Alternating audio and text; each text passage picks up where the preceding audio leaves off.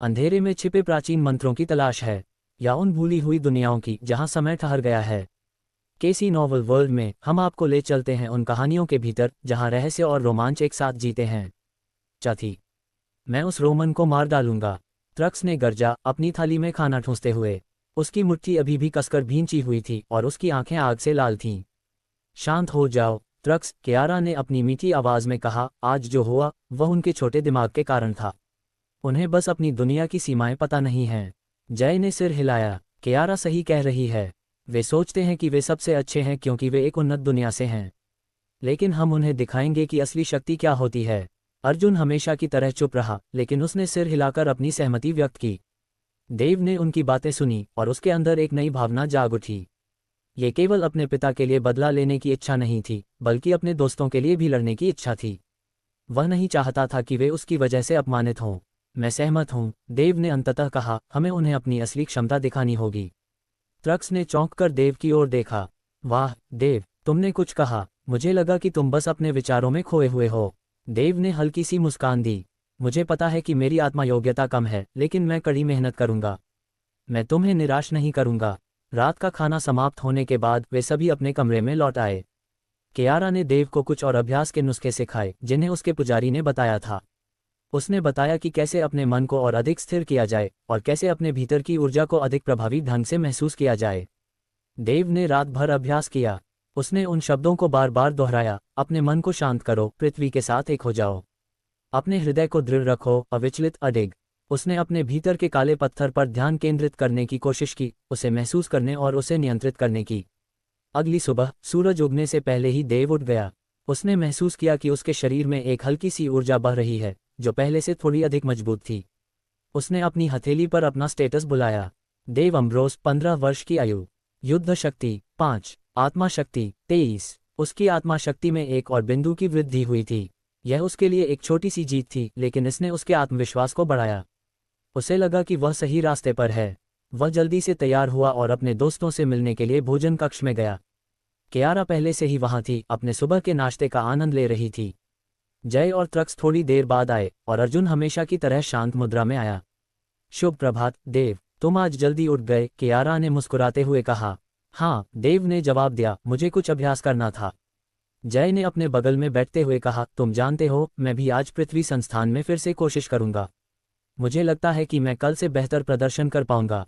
Trucks ने अपनी छाती ठोकते हुए कहा, और मैं अग्नि संस्थान में अपने बर्बर कौशल दिखाऊंगा। आज कोई भी मुझे रोक नहीं पाएगा। अर्जुन ने बस सिर हिलाया। आज सुबह का माहौल कल से बहुत अलग था। उनके बीच एक नया दृढ़ संकल्प था, एक एकजुटता जो उन्हें कालिया के शिक्षार्थियों के खिलाफ हुई लड़ाई से मिली थी। वे सभी जानते थे कि उन्हें केवल अपनी परीक्षाएं पास नहीं करनी है, बल्कि खुद को साबित भी करना है। वे अपने नाश्ते के बाद अपने अपने संस्थानों की ओर बढ़े। देव और जय फिर से पृथ्वी संस्थान के द्वार की ओर गए, जहां आदि पाषाण स्थित था। वे जानते थे कि आज का दिन आसान नहीं होगा, लेकिन वे कल से अधिक मजबूत थे। क्या देव आज आदि पाषाण को हिलाने में सफल होगा? क्या उसे अपनी कम आत्मा योग्यता के बावजूद अपनी असली क्षमता को उजागर करने का कोई रास्ता मिलेगा? Gauntlet, the gauntlet. वे मैदान के केंद्र की ओर बढ़े, जहां जमीन पर एक दरवाजा लगा हुआ था। विक्रम अपनी नुकीली दाढ़ी सहलाते हुए बोला, हम तुम्हारे लिए एक परीक्षा आयोजित करेंगे और ये 2 भागों में बंटी होगी। हथियार या नंगे हाथों से लड़ने की तुम्हारी क्षमता और एक बाधा दौड़। उसने चिल्लाया, इससे ऊपर लाओ लड़कों। दरवाजे के नीचे से वह खुला और लकड़ी, लोहे और अन्य सामग्री से बनी एक विशाल संरचना निकली जो 330 फीट 100 मीटर से अधिक लंबी थी। देव की चमकती आंखों में यह यांत्रिक निर्माण का एक चमत्कार था, जिसे जटिल रचनाएं भी पसंद थीं। मैं तुम्हें गॉन्टलेट से परिचित कराता हूं, विक्रम ने कान से कान तक मुस्कान के साथ कहा। उसने आगे कहा, यदि तुम इस गॉन्टलेट को अंत तक पार कर सकते हो, तो तुमने हमारी पहली परीक्षा पास कर ली है। संरचना चरमराए और जीवंत होने लगी। इसमें कम से कम 100 भाले नीचे से और चलने वाले मंच के किनारे से निकल रहे थे। तलवारें और कुल्हाड़ियां सभी दिशाओं में झूल रही थीं। घूमने वाले तंत्र जिनमें एक बड़ा थैला था जो ये सुनिश्चित करेगा कि पकड़े जाने पर कोई गिर जाएगा, और पाठ्यक्रम के विभिन्न क्षेत्रों में रखे गए सभी प्रकार के अन्य जाल थे। देव और उसके दोस्तों सहित पहले वर्ष के शिक्षार्थी घबरा गए क्योंकि तलवारें, कुल्हाड़ियां, भाले जीवित हथियार लग रहे थे। कुछ शिक्षार्थियों ने तो वास्तव में संरचना से दूर चलना शुरू कर दिया क्योंकि यह गॉन्टलेट इतना डरावना लग रहा था कि वे ये सोचने पर मजबूर हो गए कि यह उनके जीवन का अंत होगा। वे पहले वर्ष के शिक्षार्थी थे, वे इसके लिए अपने जीवन को बर्बाद करने को तैयार नहीं थे। आखिर उनमें से अधिकांश के लिए ये युद्ध संस्थान अन्य संस्थानों जितना महत्वपूर्ण नहीं था। विक्रम बस हंस पड़ा और भागते हुए शिक्षार्थियों की परवाह नहीं की। हा, बेशक तुम इस पाठ्यक्रम से मरोगे नहीं, कम से कम अपने पहले प्रयास में। विक्रम के पीछे जमीन से सैकड़ों बक्से भी निकले और विक्रम ने एक कवच निकाला जो मोटी चमड़ी से बना हुआ लग रहा था। उसने उसे अपने बगल के एक आदमी की ओर फेंक दिया। सहायक ने उसे पहनने के बाद वह बाधा पर चढ़ गया, कुछ जालों से बचा, बीच तक पहुंच गया और जानबूझकर झूलती हुई तलवारों में से एक से टकरा गया। उसे गॉन्टलेट से गिरा दिया गया और कुछ शिक्षार्थी जो देख रहे थे उन्होंने अपनी आंखें बंद कर लीं कि सहायक कितनी जोर से और मुश्किल से जमीन से टकराया था। हालांकि सहायक ऐसे ही उठ गया जैसे कुछ हुआ ही न हो और उसने मोटी चमड़ी उतार दी। ये रक्षक हमारे छोटे कारीगरों द्वारा बनाई गई हमारी बुनियादी जादुई वस्तुओं में से एक है।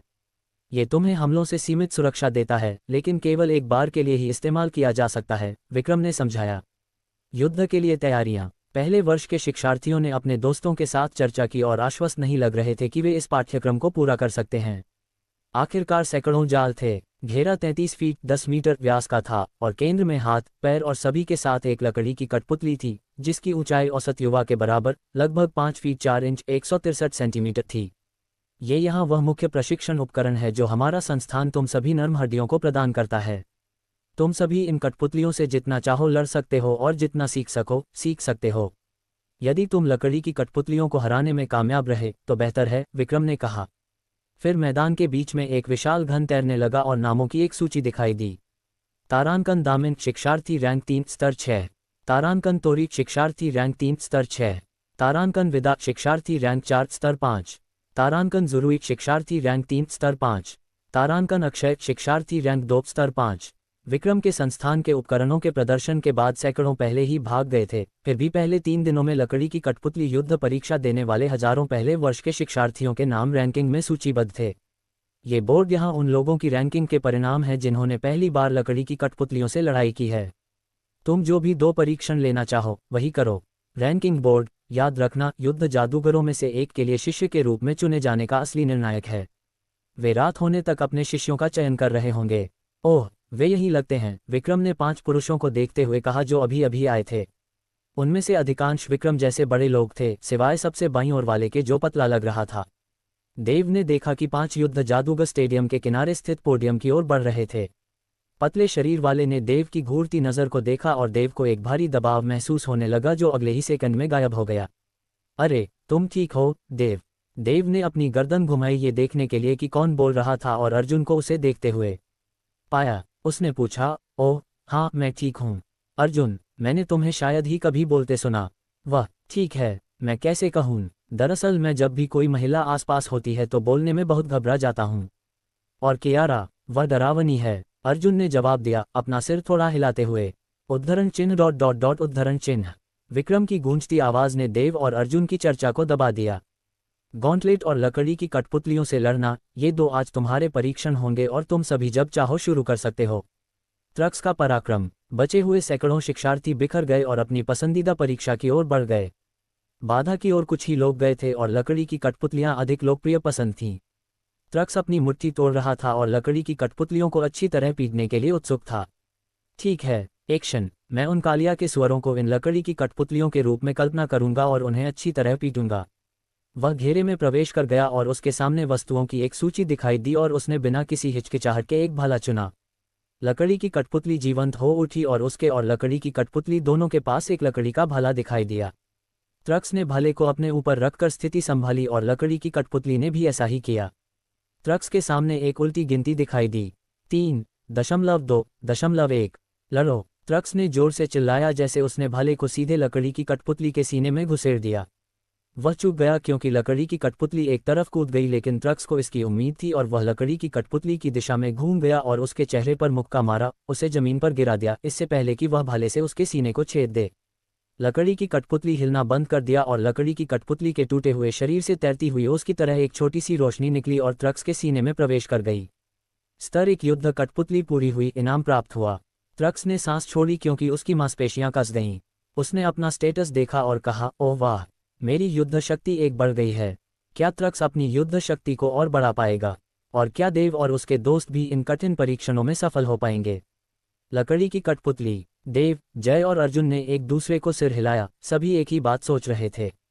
वे सभी अपने अपने घेरे में चले गए और लकड़ी की कठपुतलियों का सामना किया। देव ने तलवार चुनी और जय ने भी, जबकि अर्जुन ने एक अधिक अपरंपरागत हथियार चुना, एक धनुष और तीर। देव ने खुद को इसकी आदत डालने के लिए तलवार को कुछ बार घुमाया। आश्चर्यजनक रूप से जैसे ही उसने उसे लहराया, वह उन तलवारों से हल्की थी जिनके साथ वह प्रशिक्षण ले रहा था। साथ ही जिस तरह से तलवार ने हवा को काटते हुए आवाज़ की, वह पहले उसने जो कुछ भी पकड़ा था उससे ज़्यादा धारदार थी। शायद यह मान लेना सुरक्षित था कि लकड़ी की कठपुतली के साथ लड़ाई उसे घायल कर सकती है, क्योंकि वह भी उसी हथियार का उपयोग कर रही थी। इसलिए देव ने शुरू करने का चयन नहीं किया और अपने दोस्तों को पहले देखने के लिए स्टैंड बाय का विकल्प चुना। देव ने अर्जुन की लकड़ी की कठपुतली के खिलाफ लड़ाई देखी। अर्जुन एक घेरे में दौड़ता रहा, जैसे उसने लकड़ी की कठपुतली द्वारा दागे गए प्रत्येक तीर को चकमा दिया। प्रत्येक चकमा दिए गए शॉट के बाद अर्जुन अपने किनारे पर रखे तरकश से एक तीर पकड़ने का मौका लेता, उसे नोक पर रखता और छोड़ता, लकड़ी की कठपुतली के पीछे अदृश्य दीवार से टकराता।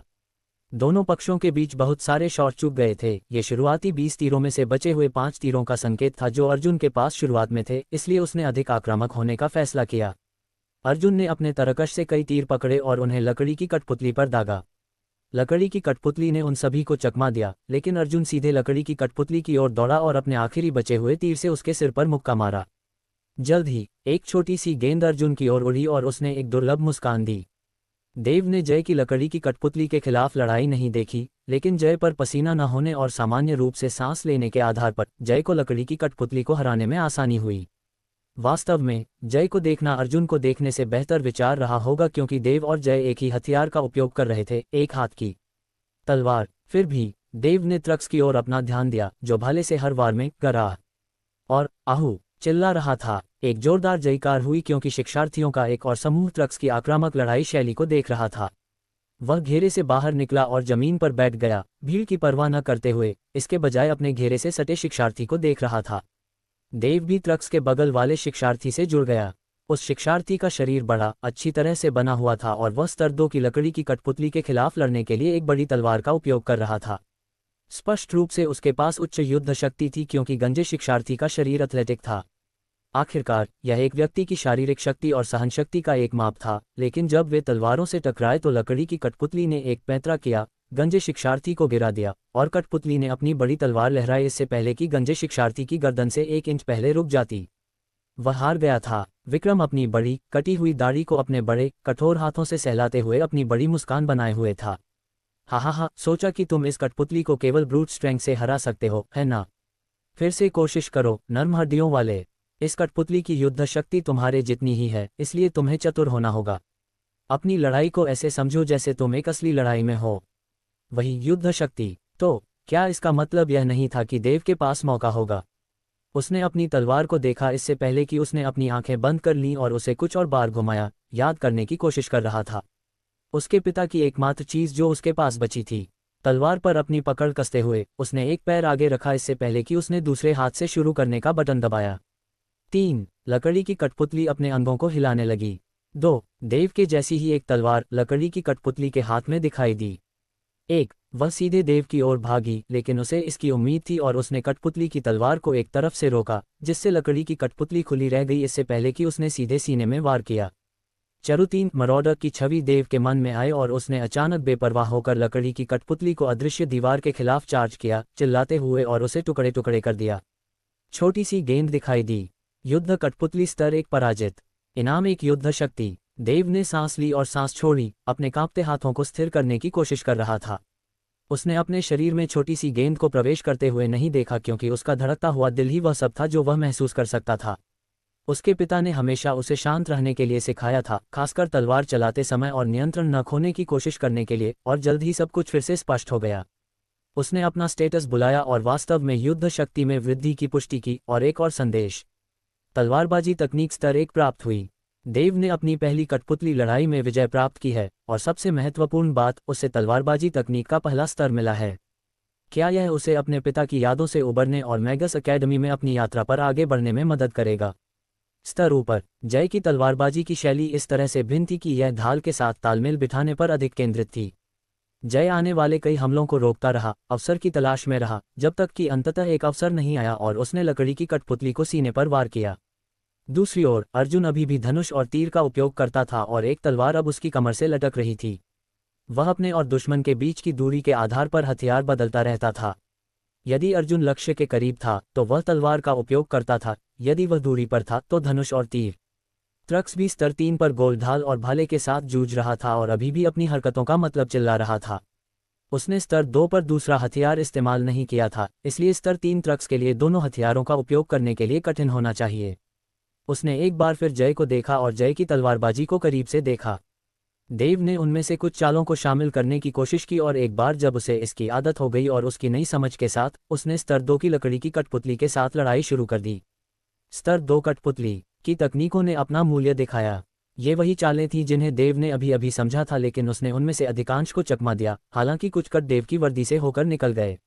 अंत में, हालांकि, वह विजयी रहा। वह फिर से आराम करने के लिए एक बार बैठा और इस बार उसे अपनी सांस लेने की गति को सामान्य करने में केवल 10 मिनट लगे। उसकी स्थिति ने उसे 8 युद्ध शक्ति दिखाई, इसलिए वह अब उस स्थिति में था जहां जय इन लकड़ी की कठपुतलियों से लड़ने से पहले था। उसे यह नहीं लगा कि अगर अभी वे अपनी जागीर में वापस होते तो वह हवा के लिए हौंफ रहा होता, सिवाय इसके कि इस बार उसे इसका पता नहीं चला।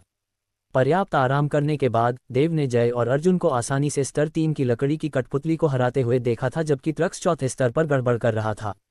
उसने एक बार फिर लकड़ी की कठपुतली के साथ लड़ाई शुरू कर दी, लेकिन इस बार कठपुतली ने देव को हरा दिया। लेकिन देव यहाँ हार मानने वाला नहीं था, अब नहीं जब वह आखिरकार कुछ प्रगति कर रहा था।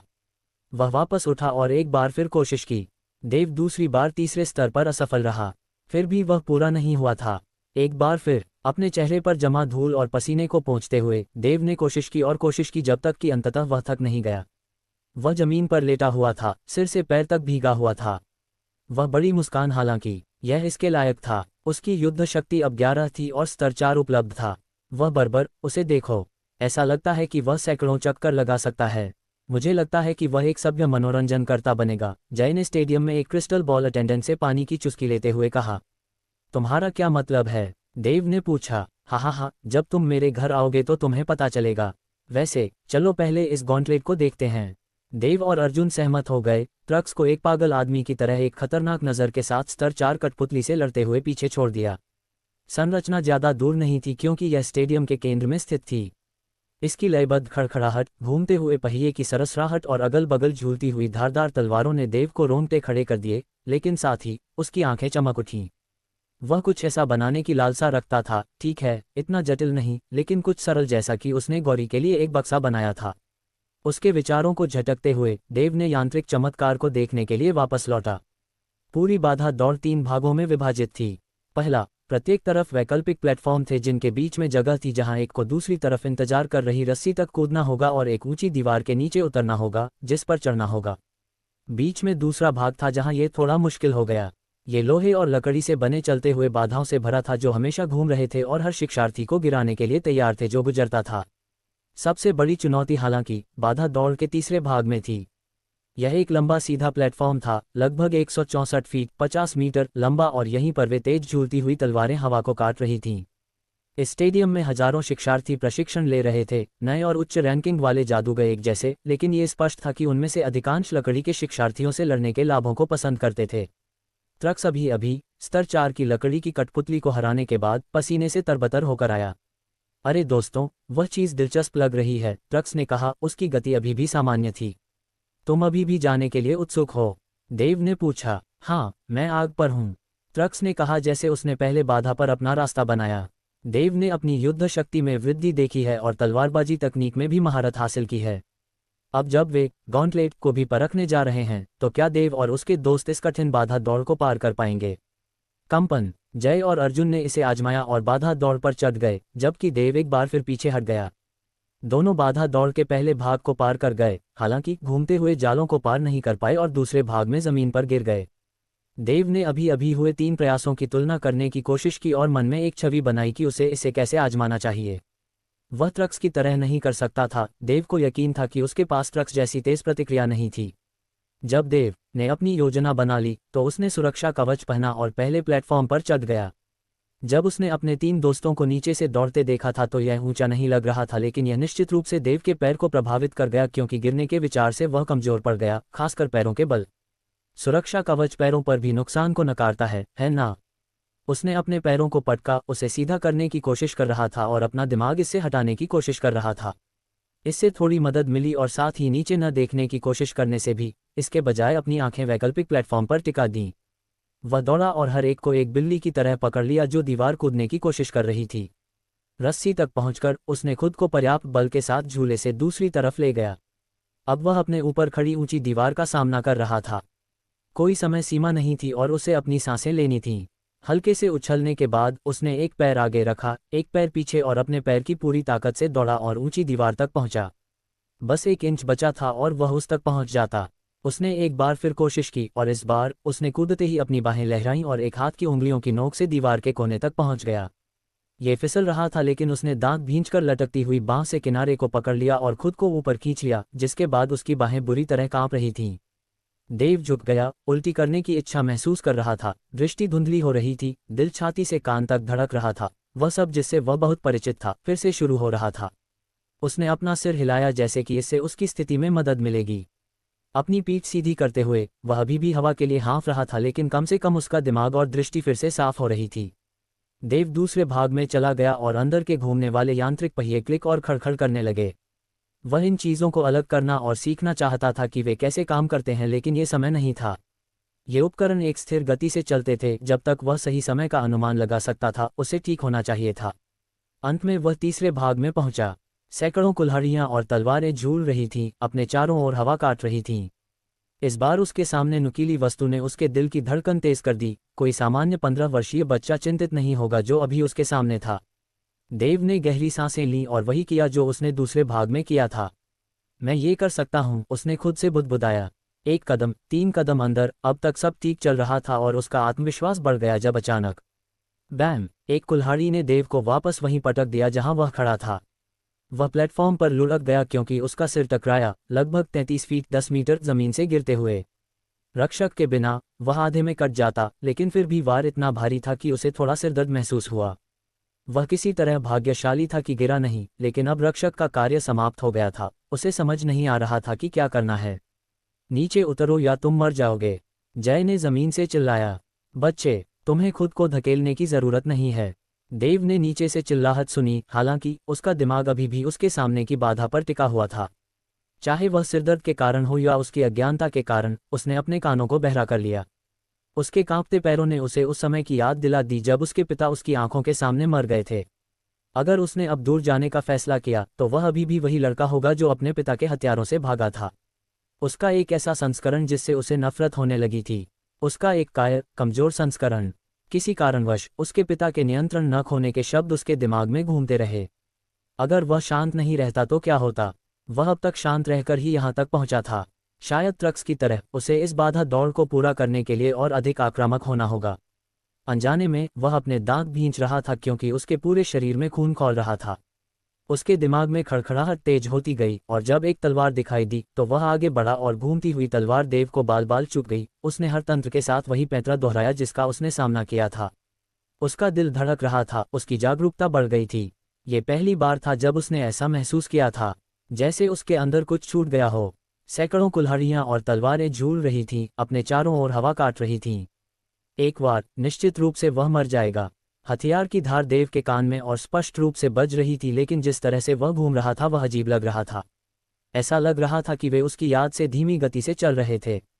दूसरों की आंखों में उन्होंने एक पागल बच्चे को बिना किसी हिचकिचाहट के सैकड़ों हथियारों के बीच सीधे दौड़ते देखा। जहां तक देव का सवाल था, हालांकि वह खुद को खोने लगा था। वह प्रतिक्रियात्मक रूप से चकमा दे रहा था और उसके सामने झूलने वाली सभी तलवारों पर दौड़ रहा था। तीसरी बाधा पूरी हुई। वह अपने 3 दोस्तों और कई अन्य लोगों को आश्चर्यचकित करते हुए गॉन्टलेट को पार करने में कामयाब रहा। कमजोर दिखने वाला पागल बच्चा सुरक्षात्मक बनियान के बिना गॉन्टलेट से गुजरा। देव गॉन्टलेट के बाहर बिना हिले खड़ा रहा। और फिर अंधेरा। देव अचेत हो गया। अर्जुन सबसे पहले घटनास्थल पर पहुंचा और देव की सांसें जांचीं। सांस गर्म थी और जब अर्जुन ने देव के माथे को छुआ तो ऐसा लगा जैसे बुखार आ रहा हो।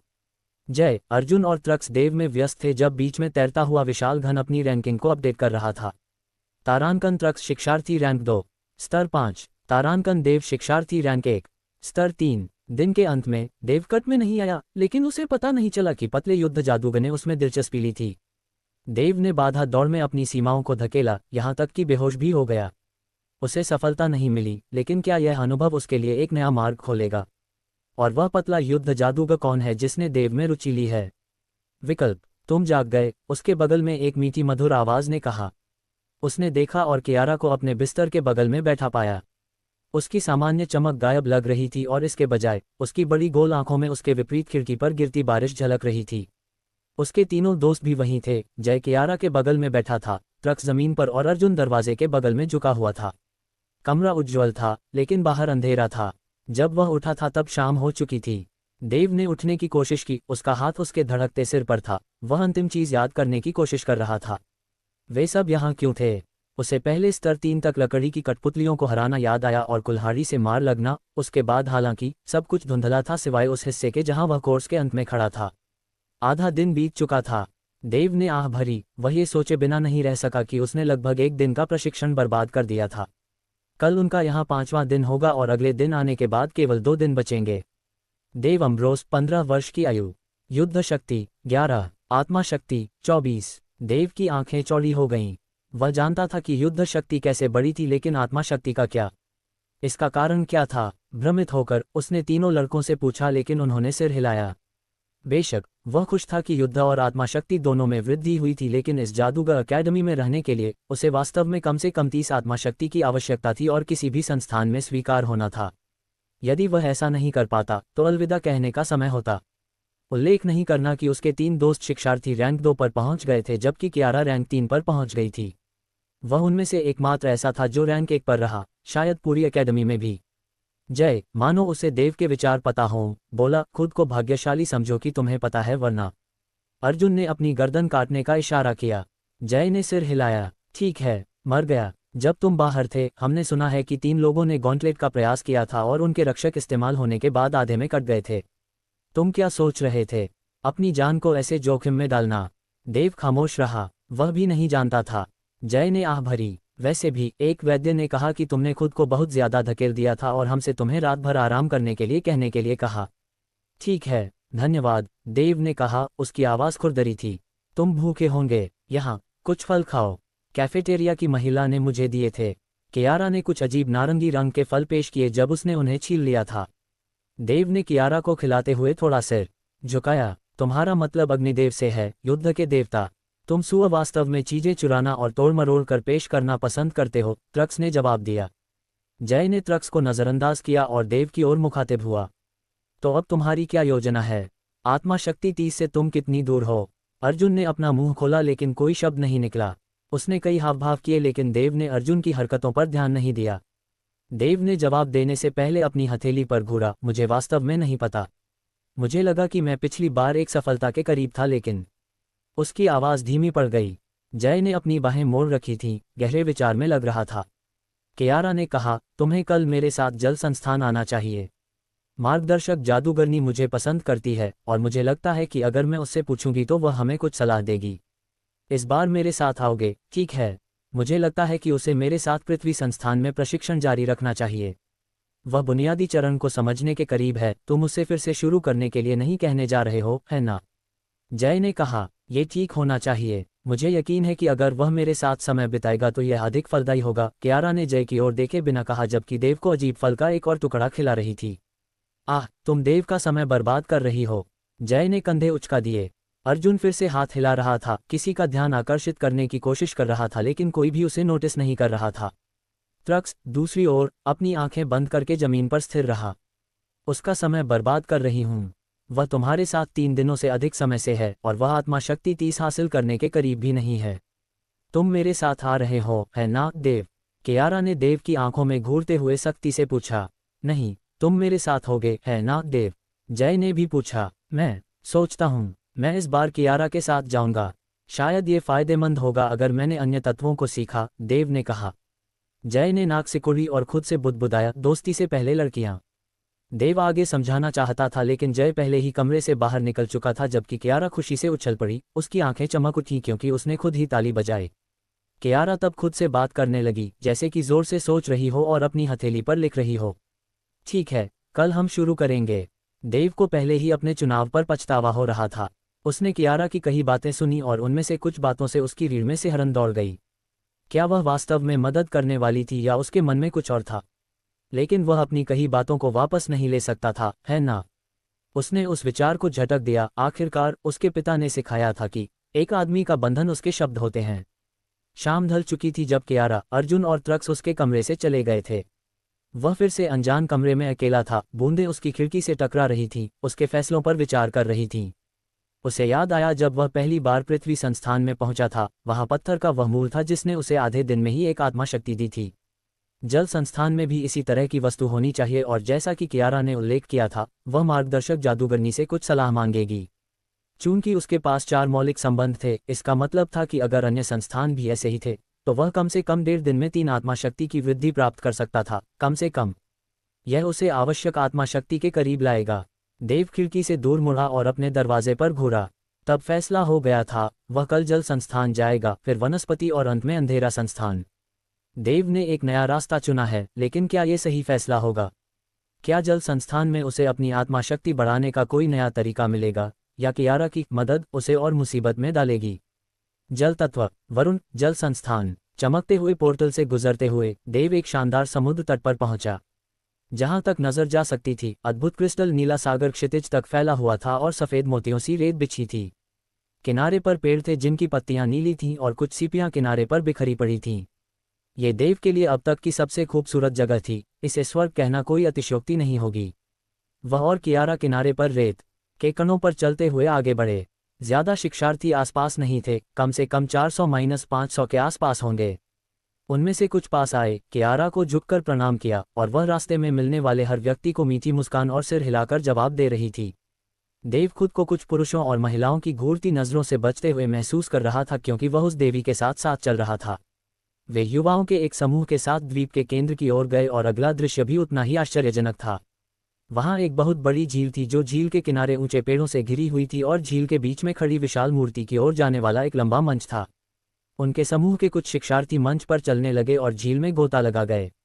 उनमें से कुछ ही पीछे रहे, और कियारा ने मंच के बगल में खड़ी जादूगरनी के कब्जों में एक महिला को प्रणाम किया। बहन काला, कियारा ने पुकारा जैसे उसने देव का हाथ पकड़ा और उसे अपनी ओर खींचा। कियारा, वापस स्वागत है। क्या तुम आज के जल तत्व प्रशिक्षण में शामिल होने वाली हो? अगर हाँ, तो दूसरों के साथ सीधे गोता क्यों नहीं लगाती? जादूगरनी काला ने जवाब दिया। मैं थोड़ी देर में शामिल हो जाऊंगी, लेकिन पहले मैं आपको अपने दोस्त से मिलवाती हूँ। यह उसका पहला दिन है, कियारा ने देव को प्रस्तुत करते हुए कहा। काला ने देव को ऊपर से नीचे तक देखा जैसे वह उसका विश्लेषण कर रही हो। फिर वह मुस्कुराए। इस लंबे नीले बालों वाली का वही पद था जो दारियस का था, पत्थर संस्थान के प्रशिक्षक का।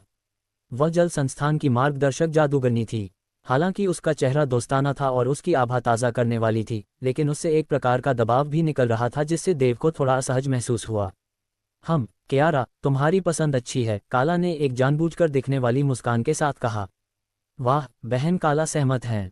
कृपया देव की मदद करें, दीदी, कियारा ने अपने हाथों को जोड़ते हुए कहा। काला ने फिर बचे हुए सभी शिक्षार्थियों को देखा और उद्घोष किया, आप सभी जो यहाँ पहली बार आए हैं, कृपया मेरा अनुसरण करें। उसने अपना हाथ उठाया और एक छोटी सी रोशनी की किरण प्रत्येक शिक्षार्थी के चेहरे के पास आए। विशेष प्रभाव, निश्चित समय के लिए पानी के नीचे सांस लेने में सक्षम। धन्यवाद, बहन काला। कियारा ने फिर से देव का हाथ पकड़ा और झील में चली गई। वह उसे सीधे बीच में खड़ी विशाल मूर्ति तक ले गई। कियारा ने नीचे की ओर इशारा किया और देव ने साफ, स्वच्छ पानी के नीचे देखा कि पानी में एक विशाल गुंबद बना हुआ था। कियारा ने कहा, चलो। देव ने सिर हिलाया और दोनों पहले वाले शिक्षार्थियों की तरह पानी में गोता लगा गए। क्या तुम्हें ये रोमांटिक नहीं लगता? कियारा ने अपनी मीठी आवाज में कहा। देव अभी भी अपने सामने के दृश्य से मंत्रमुग्ध था, लेकिन जब वह मुड़ा और कियारा को देखा तो वह फिर से चौंक गया। कियारा का पूरा शरीर पानी से भीगा हुआ था। उसके कंधे तक के गहरे बाल उसके कांस्य चेहरे से चिपके हुए थे और वर्दी उसके शरीर के वक्रों से चिपकी हुई थी, जिससे उसका सुडौल शरीर और भी सुंदर लग रहा था। देव ने अनजाने में निगल लिया, जवाब देने में असमर्थ, उसकी खूबसूरत छवि में खोया हुआ था। कियारा हल्के से हंसी। काश मैं तुम्हारे साथ जा पाती, लेकिन मुझे प्रशिक्षण के लिए एक अलग कमरे में जाना होगा। शुभकामनाएं, देव, मुझे पता है कि तुम कर सकते हो। बहन काला, मैं देव को तुम्हारे भरोसे छोड़ती हूँ। काला ने सिर हिलाया और नए शिक्षार्थियों को उस कमरे में ले गई जहां देव प्रशिक्षण लेना चाहता था, वह कमरा जहां जलतत्व का उत्पत्ति पत्थर था। आप सभी जो उपस्थित हैं, ये हमारी प्रतिष्ठित मैगस एकेडमी में आपका 5वां दिन है। मेरा मानना है कि मुझे शुरुआत से सब कुछ समझाने की ज़रूरत नहीं है। आप सभी के पास आधा दिन है। बिना ज्यादा बात किए वे सभी घूमती हुई एक्वामारीन पत्थर के सामने पद्मासन में बैठ गए। एक शब्द देव के मन में आया, जल हमेशा बहता रहता है, कभी न खत्म होने वाला, अपने परिवेश के अनुकूल होता है। देव के मन में अंधेरा कमरा एक सहज बहती नदी से भर गया। उसने खुद को बहने दिया, लेकिन फिर यह तेजी से गति पकड़ने लगी जब तक कि यह एक उग्र नदी नहीं बन गई। देव को याद आ रहा था कि वह उसी नदी में था जहां उसने अपने जीवन के लिए संघर्ष किया था और घबराने लगा था। उसने किसी भी चीज को पकड़ने की कोशिश की, शायद एक पत्थर या कुछ भी ठोस, बस खुद को रोकने के लिए। फिर शब्द उसके सिर में फिर से आए, जल हमेशा बहता रहता है, कभी न खत्म होने वाला, अपने परिवेश के अनुकूल होता है। देव को एहसास हुआ कि वह वहां नहीं था, वह एक जादुई जगह में था और यह नदी उसके मन में थी। यह उसे चोट नहीं पहुंचा सकती थी। धीरे धीरे उसने खुद को शांत किया और नदी के प्रवाह को महसूस किया और उसके साथ स्वतंत्र रूप से बहने लगा।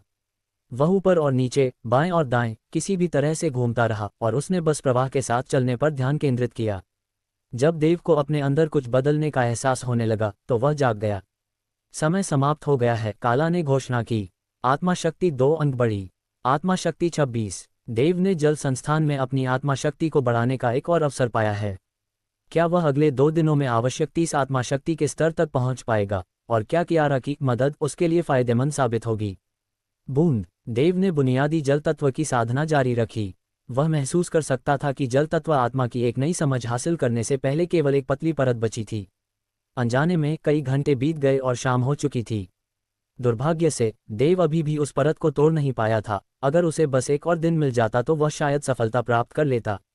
वह ये सोचे बिना नहीं रह सका कि उन्हें इस जादूगर अकेडमी में अध्ययन करने के लिए इतना सीमित समय क्यों दिया गया था। देव कमरे से बाहर निकला और झील के तल के नज़ारे का आनंद लेने गया, जहां सभी आकार की मछलियां तैर रही थीं। एक अलग कमरे में शिक्षार्थियों को अपना प्रशिक्षण पूरा करने में ज्यादा समय नहीं लगा और कियारा जादूगरनी काला के साथ बाहर आए। काला देव के सामने खड़ी हुई और अपनी कलाई के माध्यम से उसकी स्थिति की जांच की। आत्मा शक्ति 26 और एक चतुर्भुज तत्व। कियारा, तुम्हारे पास ये लड़का काफी प्रभावशाली है। आत्मा योग्यता, हालांकि ये बहुत बुरा है कि यह कम है। उसकी भौहें थोड़ी सिकुड़ गईं। देव को यह सुनकर अच्छा नहीं लगा, जैसे वह पहले से ही असफल हो चुका हो। उसने अपने हाथों को अपने सामने जोड़ा और विनम्र रहने की कोशिश की। जादूगरनी काला, क्या ये ठीक रहेगा अगर मैं यहाँ ज्यादा देर रुकूं? मैं और अभ्यास करना चाहूंगा। काला ने इस पर विचार किया और कहा, जहां तक मुझे पता है सभी मौलिक संस्थानों में खेती की दर जहां भी तुम जाते हो वही रहती है। उत्पत्ति पत्थर के कमरे के लिए भी यही बात लागू होती है। और तुम्हारी आत्मा योग्यता रैंक को देखते हुए तुम भाग्यशाली होगे कि अगर तुम यहाँ 7वें दिन तक भी रुके तो आत्मा शक्ति में एक और बिंदु प्राप्त कर पाओगे। देव के कंधे झुक गए, लेकिन उसने तुरंत उसे सीधा कर लिया, हार न मानने का दृढ़ निश्चय किया। कियारा ने जादूगरनी काला का हाथ पकड़ा और कहा, बहन काला, कृपया उसे कुछ सलाह दें। काला ने कियारा पर मुस्कुराया और कहा, चलो देखते हैं। चूंकि मैंने देखा कि तुम्हारे पास 4 तत्व हैं, तुमने अब तक कौन सा आजमाया है? देव ने जवाब दिया, मैंने अपने पहले 3 दिनों में पत्थर संस्थान में खेती की थी। काला ने अपनी भौहें चढ़ाईं। उगग, क्या मैं यह मानने में सही हूं कि तुम दारियस से मिले हो? देव ने सिर हिलाया। काला ने आह भरी, तुम्हें इतने बेवकूफ़ आदमी ने शुरुआती महत्वपूर्ण दिनों में सिखाया। मुझे यकीन है कि उसने कुछ अतिरंजित कहानी सुनाई होगी कि कैसे पृथ्वी सभी 10 तत्वों में सबसे मजबूत है। खैर, ये बिल्कुल अतिशयोक्तिपूर्ण नहीं है, लेकिन आत्मा ऊर्जा को शक्ति परीक्षण के माध्यम से मापने का उसका बर्बर तरीका केवल पुराने जमाने का है। बच्चे, क्या तुम जानते हो कि पानी की एक भी लगातार बूंद पत्थर को विकृत कर सकती है? अपना दिमाग खोलो और यह सुनो, पानी की आत्मा हमेशा बहती रहती है और अथक होती है, शक्ति की क्षमता असीमित है। काला ने अपनी बाहें मोड़ लीं। मुझे तुमसे ये पहले पूछना है, तुम पानी और पृथ्वी तत्वों के बारे में क्या सोचते हो? देव ने अपनी ठोड़ी पर हाथ रखा, सोचते हुए उसने कहा, मुझे लगता है कि वे एक दूसरे के विपरीत हैं। पृथ्वी अपनी जगह पर टिके रहने पर ध्यान केंद्रित करती है, जैसे कि वह एक जिद्दी आदमी हो, जबकि पानी किसी भी स्थिति के अनुकूल होने पर ध्यान केंद्रित करता है। काला ने ताली बजाई, उसकी आंखें चमक उठीं। उत्कृष्ट, मुझे खुशी है कि तुम किसी तरह 2 तत्वों की समझ तक पहुंच गए हो। अब ये सुनो, मैंने देखा है कि जिन जादूगरों के पास कई मौलिक संबंध होते हैं वे द्वितीयक तत्वों में श्रेष्ठ होते हैं। मुख्य तत्वों की थोड़ी सी भी समझ द्वितीयक तत्वों को बड़े पैमाने पर मदद करेगी। और चूंकि तुमने पृथ्वी और पानी का अध्ययन किया है तो इसका द्वितीयक तत्व है पौधा। कियारा ने उद्घोष किया। काला ने कियारा पर मीठी मुस्कान दी और कहा, बहुत अच्छा। वह देव की ओर मुड़ी और जारी रखा, वनस्पति संस्थान में अध्ययन करने से तुम्हें संभवतः आत्मा शक्ति 30 रैंक 2 शिक्षार्थी प्राप्त करने का अधिक मौका मिलेगा, लेकिन तुम सफल होगे या असफल ये सब तुम्हारे दृढ़ संकल्प पर निर्भर करता है। देव का चेहरा चमक उठा। उसने झुककर कहा, धन्यवाद जादूगरनी काला। अब जब उसने इसके बारे में सोचा तो इसका मतलब समझ में आया। साथ ही देव का वनस्पति तत्व का अध्ययन करना वास्तव में उसके लिए सही रास्ता हो सकता है। आखिरकार घर पर उसे हमेशा प्रकृति के आसपास रहना और उसके कोने कोने और अजीब पौधों और जानवरों की खोज करना पसंद था। उसके अंदर वह खुद की मूर्खता को दोष दिए बिना नहीं रह सका कि उसने इसे पहले क्यों नहीं समझा। भले ही देव आत्मा शक्ति में 2 से ज्यादा अंक नहीं बढ़ा पाया, लेकिन उसे लगा जैसे उसकी आत्मा में वृद्धि हुई हो। हम आपकी मदद की बहुत सराहना करते हैं बहन काला, कियारा ने कहा। उसने देव की ओर मुड़ी और कहा, चलो चलें। जैसे ही कियारा ने देव का हाथ पकड़ा, वह अचानक गीली जमीन पर फिसल गया और कियारा को भी अपने साथ नीचे खींच लिया। फिर कुछ नर्म देव के हाथ पर आ गिरा। उसकी आंखें बंद थीं। उसने उसे एक बार दबाया, फिर 2 बार, ये सोचते हुए कि वह नर्म एहसास क्या था। उसके कानों में एक धीमी आहट आई, उसके बाद एक स्त्री की सुगंध उसकी नाक में समा गई। देव की आंखें चौड़ी हो गईं और वह रेंग कर दूर चला गया। वह नर्म एहसास, क्या वह हो सकता है? शायद हाँ। कियारा के गाल लाल थे और उसकी बाहें उसकी छाती को ढंक रही थीं। देव घबराकर हंसा और कियारा के खड़े होते ही थोड़ा उछल गया। वह अभी भी अपनी हथेली पर उसे महसूस कर सकता था। उसका चेहरा गर्म हो रहा था। माँ, मैं माफ़ी चाहता हूँ। माँ, मेरा मतलब नहीं था। देव ने अपनी हथेलियाँ निकालीं। यह ठीक है, मुझे बुरा नहीं लगा। कियारा की आवाज़ धीमी थी। ये पहली बार था जब देव ने कियारा को ऐसे सुना था। उसने खुद को थप्पड़ खाने के लिए तैयार किया और अपनी आंखें बंद कर ली, लेकिन ऐसा कभी नहीं हुआ। खैर, मुझे लगता है कि तुमसे बेहतर पटोलमी है, उसने कहा और ऐसे चली जैसे उसे ज्यादा परेशानी न हुई हो। अपने निजी क्वार्टरों के रास्ते में कियारा इसे भूल चुकी थी और सामान्य रूप से बात कर रही थी। जहां तक देव का सवाल था, उसने दूरी बनाए रखने की कोशिश की, लेकिन वह उससे चिपकती रही। देव को अब वनस्पति संस्थान में जाने की सलाह मिली है, जो उसके लिए एक नया मार्ग खोल सकता है। लेकिन कियारा के साथ हुई अजीब घटना ने उसे बेचैन कर दिया है। क्या यह नया रास्ता देव को उसकी मंजिल तक पहुंचाएगा, या उसे और भी अप्रत्याशित चुनौतियों का सामना करना पड़ेगा? एल्डर का विश्राम, एल्डर्स रिस्पाइट। पोर्टल में प्रवेश करने के बाद वह एक ऐसी जगह पर पहुंचा जहां बड़े ऊंचे ऊंचे पेड़ थे, जिनकी कुछ जड़ें जमीन से बाहर निकली हुई थीं। उसके पीछे एक दलदल भी था। पेड़ों की पत्तियों से टकराती हवा, पक्षियों का मधुर गीत गाते हुए उड़ना, तितलियों, खरगोशों जैसे छोटे छोटे जीवों का इधर उधर घूमना, इन सब ने आर्यन को सुकून दिया। उसने राहत की सांस ली और दूर के विशाल पेड़ को देखा। वह इतना विशाल था कि आर्यन उसकी चोटी नहीं देख पा रहा था। उसे लगा जैसे वह इस विशाल वृक्ष का एक छोटा सा पत्ता है। बड़े मोटे अक्षरों में एक साइन बोर्ड पर लिखा था, एल्डर के विश्राम में आपका स्वागत है। आर्यन सैकड़ों अन्य शिष्यों के साथ पादप संस्थान की ओर बढ़ा और उसे ये देखकर हैरानी हुई कि इस शानदार पेड़ की पत्तियां भी एक इंसान से कम 10 गुना बड़ी थीं। वह पेड़ के निचले हिस्से में बने बड़े छेद में घुस गया और अंदर दर्जनों घुमावदार सीढ़ियां थीं जो अलग अलग जगहों पर जा रही थीं। हालांकि सौभाग्य से बीच में एक व्यक्ति डेस्क के पीछे इंतजार कर रहा था। जैसे ही वह रिसेप्शन एरिया की ओर चला, उसे अपने पीछे से हल्के छोटे कदमों की आवाज़ सुनाई दी और जब वह मुड़ा तो एक लंबी सफ़ेद रेशमी बालों वाली लड़की, हल्के हरे रंग की पोशाक पहने हुए और गोरी त्वचा उसकी आंखों के सामने थी। इस बार उसने घूंघट नहीं पहन रखा था, इसलिए उसकी हरी सांप जैसी आंखें उसकी तीव्र नज़र के कारण उसे जलती हुई सी लग रही थीं। आर्यन ने उसे पहचान लिया। ये वही लड़की थी जो उनके निजी क्वार्टर में उनकी पहली रात के दौरान उनके समूह की चर्चा का विषय बनी थी। वह लड़की जिसके पास सबसे ज्यादा आत्मशक्ति और युद्ध शक्ति थी। उसका नाम शिल्पा था। लड़की इठलाती हुई चाल से उसकी ओर बढ़ी, लेकिन ऐसा लग रहा था कि वह सतर्क थी, किसी भी अचानक हरकत पर झपटने को तैयार। शिल्पा अब उसके सामने थी, लेकिन वह अभी भी चुप थी। आर्यन के दिल की धड़कन तेज होने लगी। उसने कहा, हाँ हाय, तुम शिल्पा हो ना? मैं आर्यन हूँ। शिल्पा उदासीन लग रही थी और अचानक उसकी ओर झुककर सूंघने लगी। तुम बाकियों से अलग महक रहे हो। आर्यन पीछे हट गया। वह समझ नहीं पा रहा था कि उसका क्या मतलब था, क्योंकि उसने आज सुबह स्नान किया था। वह घबराकर हंसा। का क्या मतलब? क्या मैं तुम्हारी कोई मदद कर सकता हूँ? आर्यन ने सीधा चेहरा रखने की कोशिश की, भले ही वह सफल नहीं हुआ। अंदर ही अंदर वह खुद पर नाराज होने लगा था कि वह आराम से और शांत क्यों नहीं रह पा रहा था। फिर उस रहस्यमयी लड़की के अगले शब्दों ने किसी तरह उसका आत्मविश्वास तोड़ दिया। तुम कमजोर महक रहे हो, शिल्पा ने उसे ऊपर से नीचे तक देखते हुए कहा। वह चुप था। इसका क्या मतलब था? उसे कमजोर कहने के बाद वह दूर चली गई और घुमावदार सीढ़ियों में से एक पर चढ़ गई। आर्यन ने अपना ध्यान इस जगह पर अपने उद्देश्य पर केंद्रित किया और डेस्क पर बैठे व्यक्ति से बात करने के लिए आगे बढ़ा। ये बताने के बाद कि वह इस जगह पर पहली बार आया था, उस व्यक्ति ने एक चौड़ी सीधी सीढ़ी की ओर इशारा किया जहां पौधे का मूल पत्थर स्थित था। वह अंदर जाने में सक्षम था और आज उस जगह पर पहले से ही दर्जनों शिष्य प्रशिक्षण ले रहे थे। वे उससे ज्यादा परिपक्व लग रहे थे और ऐसा लग रहा था कि वह उस कमरे में एकमात्र प्रथम वर्ष का शिष्य था। यह आश्चर्यजनक नहीं था क्योंकि आज उनकी मागस अकादमी में 7 दिनों के अध्ययन का छठा दिन था। सभी नए शिष्यों ने शायद पास कर लिया था और वे उन तत्वों को निखारने पर ध्यान केंद्रित कर रहे थे जिन्हें उन्होंने पहले ही स्थापित कर लिया था। आर्यन पालथी मारकर बैठ गया और अपने विचारों को लताओं के बीच तैरते हुए रहस्यमयी पत्थर पर केंद्रित किया। सादे तौर पर पृथ्वी, जल और पौधे के मूल पत्थरों के बीच कोई अंतर नहीं था, सिवाय उनके रंग और उनसे निकलने वाली आभा के। उसने अन्य मूल पत्थरों के समान दम घुटने वाला दबाव महसूस करना शुरू कर दिया और उसके मन के अंधेरे में जमीन से एक तरह का हरा भरा तरल पदार्थ निकला जो उसकी ओर रेंग रहा था। उसका पूरा शरीर अब पूरी तरह से ढका हुआ था और भले ही वह हिल नहीं पा रहा था, तरल पदार्थ की गर्म, ताजगी देने वाली अनुभूति ने उसे सहज महसूस कराया। एक शब्द उसके मन में आया, पौधा जीवन है। ये बढ़ता है, उभरता है और अपने परिवेश में जीवन का संचार करता है। आर्यन को ऐसा लगा जैसे वह तरल के साथ एक हो गया है।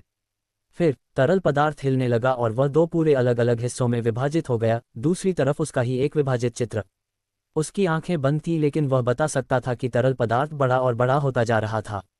ये बढ़ता है, उभरता है और अपने परिवेश में जीवन का संचार करता है, आर्यन ने दोहराया और दूसरी छवि ने उसे प्रतिबिंबित किया। धीरे धीरे दोनों फिर से आधे हो गए और अब 4 थे, 4 से 8 और इसी तरह। आर्यन अपनी 1000 छवियों के भीतर खुद को खो रहा था। उसे चिंतित होना चाहिए था लेकिन अद्भुत सनसनी उस पर हावी हो रही थी। फिर वह जागा, वह फिर से एक अकेला व्यक्ति था। समय समाप्त, रखवाले मागस ने कहा। आर्यन अपने चेहरे पर एक बड़ी मुस्कान के साथ अपने पैरों पर खड़ा हो गया। उसे अद्भुत महसूस हो रहा था। फिर वह पौधे के मूल पत्थर के कमरे से बाहर निकला लेकिन अवास्तविक भावना उसके साथ रही। उसने अन्य पत्थरों के साथ जो भी अन्य खेती की तकनीकें आजमाई थीं, उन्होंने या तो उसे घबराया हुआ या परेशान किया था, लेकिन इस बार पूरा अनुभव अलग था। उसने अपने हाथ पर बने प्रतीक की जांच की। आर्यन मुस्कुराया क्योंकि वह निर्धारित लक्ष्य से 2 अंक कम था। शक्ति में वृद्धि अपेक्षित थी। उसने समय बर्बाद नहीं किया और मूल पत्थर के कमरे के सामने एक बार फिर पालथी मारकर बैठ गया, ये देखने की कोशिश कर रहा था कि क्या वह बुनियादी पादप आत्मा खेती तकनीक में महारत हासिल कर सकता है। उसके बैठने के तुरंत बाद शिष्यों का एक समूह कमरे से बाहर निकला। ये समझना काफी मुश्किल था कि उन्होंने संस्थान में केवल आधा दिन का प्रशिक्षण ही पूरा किया था। आर्यन ने अपने बगल में बैठी उस महिला शिष्य से पूछा जो अपनी हथेली जांच रही थी। हाय, माफ करना आपको परेशान करने के लिए, लेकिन क्या आप मुझे बता सकती हैं कि क्या हो रहा है? उसने उस पर ध्यान दिया और जवाब दिया, अभी एक मिशन दिया गया है। चंद्र तिपतिया घास मून क्लोवर। आर्यन ये जानने के लिए पास गया कि मिशन क्या था और हवा में तैरती जड़ी बूटियों और पौधों की तेज गंध को देखकर खुद को रोक नहीं पाया, जैसी उसके दिवंगत पिता की जागीर में एक कड़ाही से आती थी। मागस चोगा पहने, गहरे रंग की त्वचा वाली, लंबे घुंघराले बालों और चेहरे पर सफेद धारियों वाली महिला मंच पर अपने बगल में खड़े व्यक्ति से बात कर रही थी, जिसका कद छोटा लेकिन चौड़ा था। दाढ़ी इतनी लंबी थी कि उसके पेट तक पहुंच रही थी और झुर्रियों से भरा एक खुरदुरा चेहरा था। उसने भीड़ का सामना किया और घोषणा की, आज हम यहाँ हर शिष्य के लिए एक अद्भुत अवसर की घोषणा करना चाहते हैं। क्राफ्टिंग संस्थान के गुरु गौरव ने हर शिष्य के लिए एक अनुरोध जारी किया है जिसका पादप तत्व से संबंध है। छोटे, असामान्य दिखने वाले व्यक्ति ने आगे बढ़कर अपनी समन रिंग से हरे तरल से भरी एक छोटी बोतल निकाली। उसने कहा, परिचय के लिए धन्यवाद मागस ऐश्वर्या। यह एक ग्रीन एसेंस पोशन है। एक बार लेने के बाद यह उन शिष्यों की आत्मशक्ति बढ़ाता है जो रैंक 4 से नीचे हैं। आर्यन के कान खड़े हो गए और उसने पोशन को घूरते हुए गौरव नाम के इस व्यक्ति को ध्यान से सुना। गौरव ने आगे कहा, इस पोशन को बनाने के लिए एक महत्वपूर्ण सामग्री की आवश्यकता होती है जो साल में एक बार ही दिखाई देती है और वह आज रात है। मैं आभारी हूं कि मागस ऐश्वर्या हमें इस पोशन का अधिकतम लाभ उठाने के लिए जितना हो सके उतना इकट्ठा करने में मदद कर रही हैं। आप में से जो भी हमें आवश्यक पौधा लौटाएगा, हम बदले में आपको एक पोशन देंगे। हम सलाह देते हैं कि आप सभी हमें जितना हो सके उतना लाएं क्योंकि जो सबसे ज्यादा 4 पत्ती वाले चंद्र तिपतिया घास लाएगा वह हमारे क्राफ्टिंग संस्थान में एक शिष्य बन जाएगा, विशेष रूप से रसायन विज्ञान के मार्ग का। एक संस्थान में स्वीकृति और आत्मशक्ति बढ़ाने का अवसर, यही वह था जिसकी आर्यन को इस मागस अकादमी में रहने के लिए जरूरत थी। गौरव ने ग्रीन एसेंस पोशन वापस रख दिया। अब आप सभी को इस अवसर का लाभ उठाना चाहिए क्योंकि क्राफ्टिंग संस्थान में शिष्य बनना उन मागस के लिए फायदेमंद है जिनमें पादप तत्व की आत्मीयता है। हमारे पास केवल 100 या इतने ही सदस्य हैं लेकिन हर एक मागस के बीच महत्वपूर्ण और सम्मानित है। इस मूल्यवान अवसर को बर्बाद न करें। आर्यन अपना हाथ ऊपर उठाना और तुरंत शामिल होना चाहता था। कल पहले वर्ष के शिष्यों का अंतिम दिन था, इसलिए अगर उसे करना पड़ता तो वह इस 4 पत्ती वाले पौधे को खोजने के लिए पूरी रात बिताता। हालांकि उसे यकीन नहीं था कि यह उसकी दुनिया के पौधे जैसा दिखता है या नहीं। हालांकि उसके सवाल का जवाब गौरव ने एक और चीज़ निकाल कर दिया। गौरव ने सभी को इसकी उपस्थिति से परिचित कराने के लिए कुछ 4 पत्ती वाले चंद्रतिपतिया घास दिए। आर्यन ने पौधे को करीब से देखा और उसकी उपस्थिति को याद कर लिया, फिर उसे अपने सामने वाले शिष्य को वापस कर दिया। जब गौरव को चंद्र तिपतिया घास वापस मिला तो उसने अपनी जीभ से आवाज की। भीड़ में अचानक आर्यन के सामने वाले शिष्य के सीने का कपड़ा चमक उठा। गौरव ने शिष्य को घूरते हुए कहा, पहले ही धोखा दे रहे हो, है ना? तुम्हें इस मिशन में भाग लेने से प्रतिबंधित कर दिया गया है। योद्धा कमरे में घुसे और आर्यन के सामने पहले वर्ष के शिष्य को पकड़ लिया। पहले वर्ष के शिष्य ने कमरे से बाहर निकाले जाने के दौरान संघर्ष करने की कोशिश की। उसने गिड़गिड़ाया, नहीं नहीं, मुझे माफ़ करना, कृपया मुझे एक मौका दें। उनके बाहर निकलने के बाद दरवाज़ा जोर से बंद हो गया। शिष्यों के बीच फुसफुसाहट शुरू हो गई और गौरव ने नाक सिकोड़ ली। उसने कहा, क्राफ्टिंग संस्थान उन सभी की निंदा करता है जो बेईमान हैं, खासकर हम रसायन विज्ञान के मार्ग के सदस्य। मुझे ये समझाने की ज़रूरत नहीं है कि अगर कोई दिखावा करने वाला व्यक्ति हमारी रैंक में शामिल हो जाता है और झूठी या गलत वस्तुएं हमारे साथी मागस के हाथों में पड़ जाती हैं तो ये कितना विनाशकारी होगा। गौरव ने आगे कहा, आपको सलाह दी जाती है कि जिस जंगल में हम आपको भेजने वाले हैं उसमें कुछ जानवर होंगे। वे निचले स्तर के जानवर हैं, ध्यान रहे, इसलिए आप में से किसी को भी उन्हें संभालने में कोई समस्या नहीं होनी चाहिए। हालांकि अगर आप इनमें से किसी जानवर का सामना करने पर उसे संभाल नहीं सकते तो बेहतर होगा कि आप मागस बनना छोड़ दें। गौरव ने अपनी कलाई को छुआ और एक रोशनी ऊपर उठी जिससे 4x निशान वाला एक नक्शा दिखाई दिया। ये 4 स्थान हैं जहां ये 4 पत्ती वाले चंद्र तिपतिया घास पाए जाते हैं। ये हमारी जगह से 2 से 3 घंटे की दूरी पर हैं, इसलिए बेहतर होगा कि आप सभी चलना शुरू कर दें क्योंकि कुछ घंटों में सूर्यास्त हो जाएगा। फिर उसने अपने हाथ लहराए और प्रकाश की लकीरें प्रत्येक शिष्य की हथेलियों में उड़ गईं। आर्यन ने अपनी चमकती हथेली को घूरते हुए उस पर ध्यान केंद्रित किया। एक नया विकल्प दिखाई दिया और उसने मिशन शब्द को चुना। मिशन, 4 पत्ती वाले चंद्र तिपतिया घास इकट्ठा करें। समय अवधि, भोर तक। पुरस्कार, ग्रीन एसेंस पोशन। अतिरिक्त पुरस्कार यदि आवश्यक शर्तें पूरी होती हैं। रसायन विज्ञान के मार्ग के लिए क्राफ्टिंग संस्थान में स्वीकृति। नक्शे का एक विकल्प भी जोड़ा गया था और आर्यन ने तय किया कि उसे किस स्थान पर जाना चाहिए। फिर कमरे में हथियारों और आपूर्तियों के रैक लाए गए और सभी शिष्यों को वस्तुएं दी गईं। बेशक आर्यन ने अपनी पसंद का हथियार, एक तलवार पकड़ी और उसने चुने हुए स्थान की ओर भागा।